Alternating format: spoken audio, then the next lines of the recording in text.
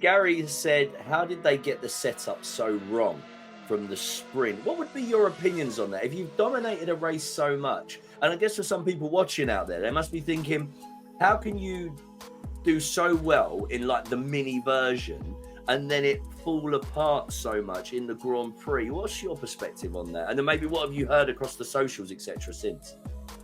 It was quite interesting because I saw an interview that Lewis did after the race, and he was talking about some of the changes that they made, and he was a bit confused about them, and he didn't really understand why necessarily the changes were made in sort of a different context.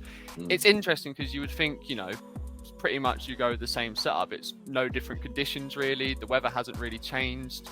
Obviously there's going to be a bit more tire degradation. There was a lot seen throughout the sprint race itself. We saw that with Max. We saw his tires degrade pretty fast. So maybe they were Lando, thinking, of course. Yeah, that's why Lando was way down in P8. But we probably saw, they probably expected that to happen. Maybe change their, output or change their car based on the data they got, at least through the tire side of things. But they had a decent start ish. I mean, obviously they collided at the start, which is unfortunate, a bit of a racing incident. But they were ahead of the Max throughout most of the race, and then suddenly out of nowhere, their tires went and Max overtook them both. So they clearly just got the setup all wrong this weekend.